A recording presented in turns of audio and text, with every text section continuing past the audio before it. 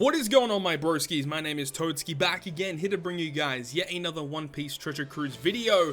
Today's video is going to be talking about team building in One Piece Treasure Cruise. This is by far one of the, I think, probably the most difficult concept for players to grasp in One Piece Treasure Cruise, is the aspect of building teams in this game. Now, this is not very similar to some of the other gacha games out there where you can just chuck your best characters on the same team and expect to beat every single piece of content.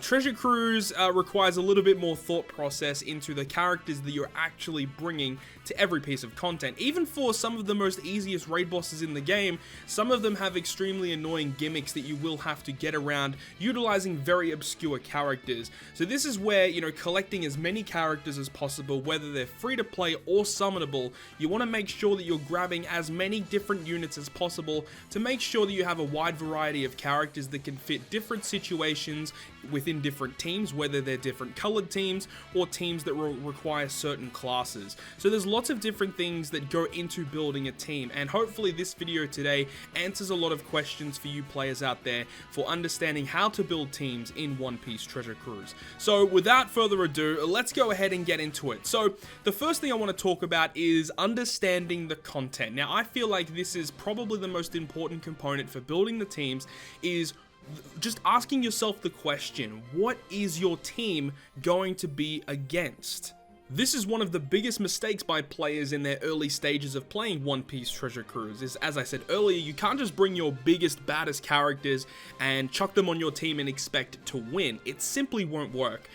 Obviously, for story islands, Fortnite adventures, and even some very specific clashes or the earlier Colosseums, they may seem easy. However, if you want to defeat some of the more difficult adventures in the game, you really need to understand what the enemy does. This is where resources such as GameWith, the r/OnePieceTC Subreddit, and other content creators that play One Piece Treasure Cruise will be useful resources, enabling you to understand what bosses actually do.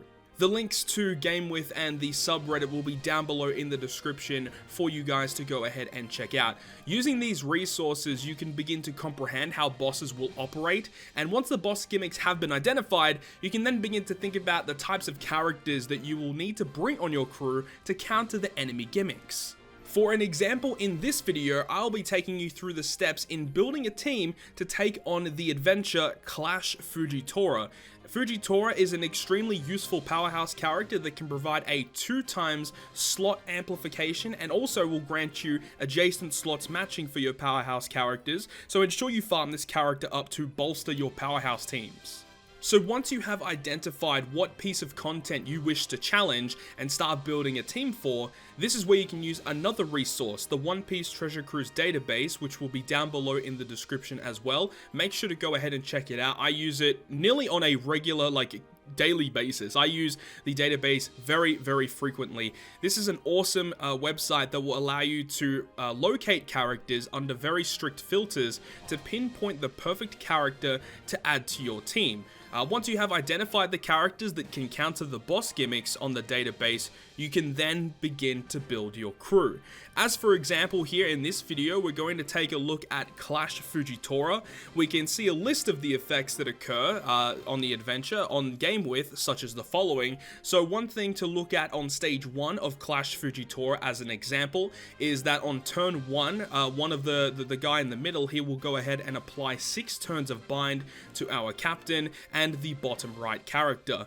So obviously a way to counter this is to bring a character that can remove bind, but remember, this is only on stage 1 and our special abilities are likely not going to be active yet. So at this point, I think it would be a wise decision to just stall out the turns of bind, especially if you have your unlock powers or sockets. If you have them at max level, you'll be able to remove a majority of that bind status.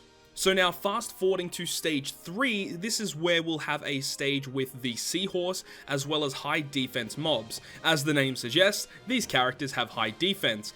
There are many ways to get around characters such as this. You could either use a fixed damage dealer. These are characters that will go ahead and deal damage to the enemy with a fixed rate. So, with high defense or percent damage reduction, fixed damage will completely ignore that. You can also use a delayer, which will allow you to give enough time in order for you you to just use your normal attacks to KO the enemies. You can also use a defense reducer to make their defense either to 0 or to a very, very low margin, and then your normal attacks will be able to KO the enemies. Or you could use a poison. A poison effect will also KO these high defense mobs, as these defense mobs will have very, very low HP values.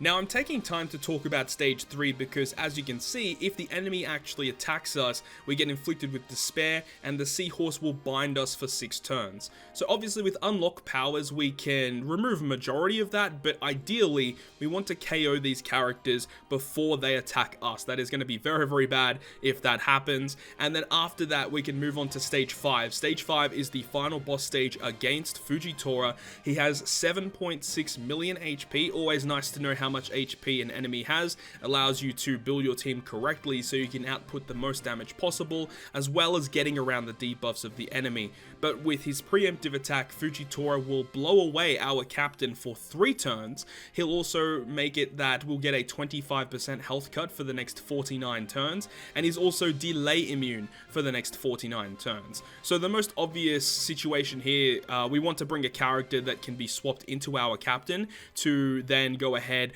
and take the brunt of that 3-turn captain blow away. So an immediate character that comes to mind would be Dex Rare Recruit Smoker. He has an ability where he can switch into your captain position for 2 turns, which means that we could utilize this special ability on stage 4 and carry it through into the preemptive attack of the stage 5 Fujitora final boss. So with the knowledge of enemy gimmicks in mind, and also by finding appropriate characters that can counter the effects of the boss, you can then start building your team. This is where synergy of your team will be important to ensure as many characters on your team are boosted by the captain ability.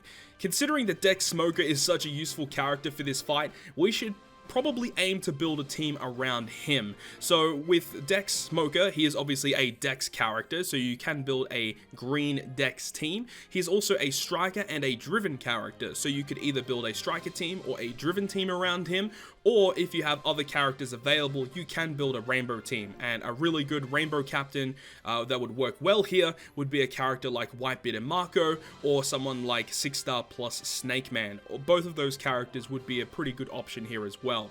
For the example, for this particular video, we are going to aim to build a driven team. So when building a crew, you need to think about not only about the boss gimmicks, but also you need to make sure you're dealing enough damage to actually take out the 7.6 million HP threshold of the enemy. So there are set roles on your crew that need to be fulfilled so that you can build a successful team in One Piece Treasure Cruise. Now, you're not going to need all of these roles all the time, but this is just a rule of thumb that you should probably take these roles into consideration when you are thinking about team building. First of all would be an attack booster. These are characters that will enhance the normal attacks of your characters. This is very, very important, and a majority of teams will opt to bring an attack booster as it's the most predominant way to get extra damage in One Piece Treasure Cruise. Another way of getting extra damage would be boosting your slot effects, or otherwise dubbed as orb boosters. These characters will amplify the magnification of matching or badly matching slots. Very, very important. Conditional attack boosters are similar to regular attack boosters, however there is a certain condition that must be met before the boost is applied to your team, which typically will involve debuffing the enemy prior to your normal attacks. Boosting the type effects of your normal attacks, otherwise known as color affinity, will also enhance the magnification of your attacks that deal super effective or not super effective damage towards the enemy. As an example, if the enemy that you are about to face is going to be a strength character, and if you have a quick character, when that quick character attacks the strength enemy, you deal 2 times normal damage. However, what will happen is if you have a color affinity booster or an effect that boosts the type effects of your normal attacks, then this 2 times boost may be amplified by 1.5 or 1.75 or 2 times depending on what character you bring onto your team. So this is a great way to enhance the amount of damage that your team will deal towards the enemy. And also another way of gaining more damage would be bringing a character on your crew that can guarantee you some matching slots. These characters will be very, very nice and work very, very well with orb boosting characters or slot amplification characters. So ensure that you have some sort of way to gain matching slots, which will be probably one of the most beneficial ways for dealing more damage towards the enemy. So now talking about our example team, the Dex Smoker character will fulfill the role of avoiding the blowaway on stage 5 against Fujitora.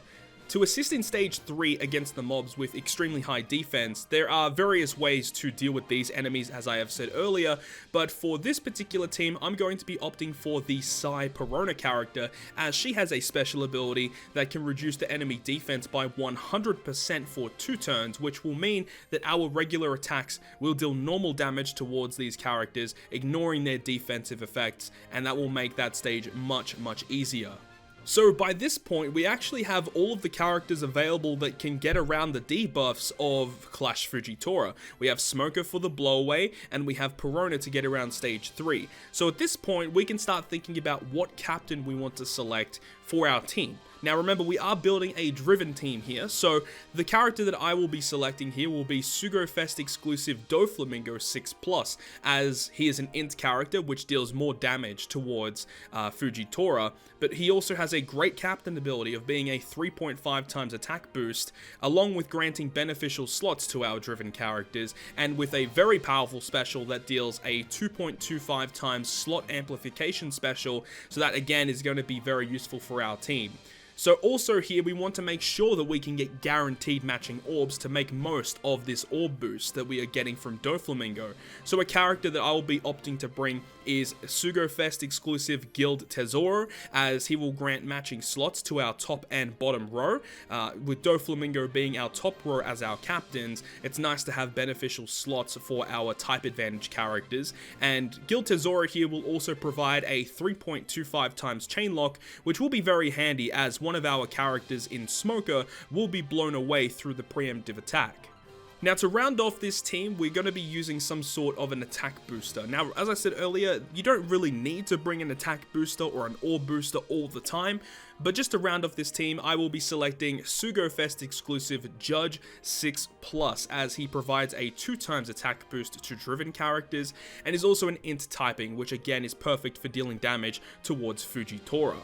So by this point, you have just about finished completing your team for taking on the current content at hand. However, there is still a couple of things that we will need to talk about. First of all is the support characters. When you are building a team, you can see to the right of every single character on your team, you are able to input a support character. These are characters that will provide statistical increases or may provide special effects throughout a fight that will gain an advantage for your crew. These are not overly essential characters. You don't need to worry about support abilities for the most part. If you have them available, I would suggest putting them on your team so that you can deal as much damage as possible, but as I said, it isn't always a necessary thing to worry about. For the sake of this example, I'm going to be leaving the support effects blank. We're not going to be adding any support characters to this team. And the final thing that we'll need to talk about is the ship. So there are various amounts of ships in One Piece Treasure Cruise, and I highly suggest to go ahead and read through those ships to understand what they do, because ships will have a pretty big impact on the damage of your team and just the overall success of your team, as some ships will be better than others in certain situations, as you'll have some ships that will provide damage reducing effects, very good if you need to tank a damage hit from an enemy that does a lot of damage, or you can have a ship that has a special ability that will provide a beneficial effect such as higher damage output, or there are some ships that deal damage towards the enemy as well. So there are lots of different options with the ship of selection. As for this example, we are opting to bring a driven team for this fight, so I'll be utilizing the Don Quixote pirate ship, which provides a 1.5 times attack boost and a 1.35 times HP boost to our driven characters, and also will make perfects easier to hit as well. So by this point, we have now fully completed our team to take on Clash Fujitora. So now let's go ahead and test out this team and see how well it does against the actual boss itself in-game.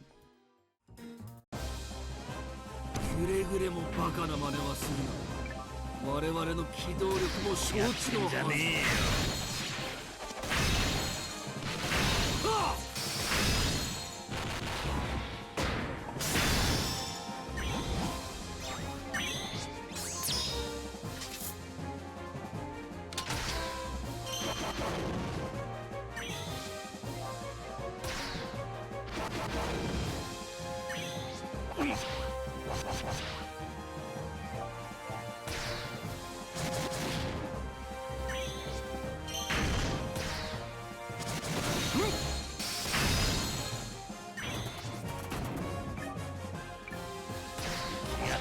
ねえよ。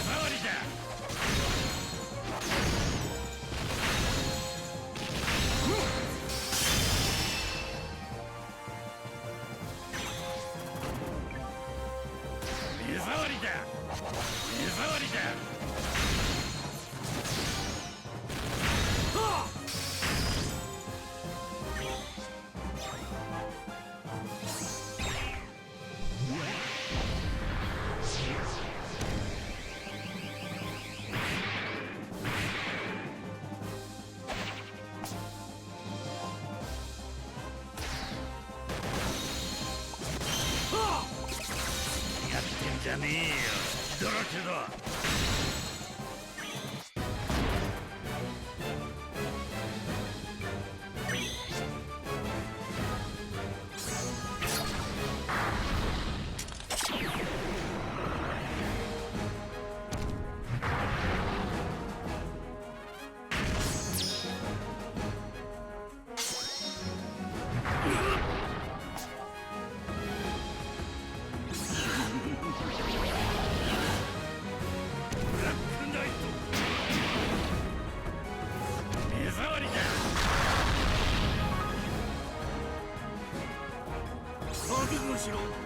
シェルマは変わる。エ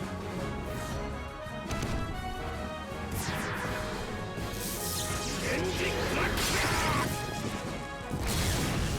ブラストー。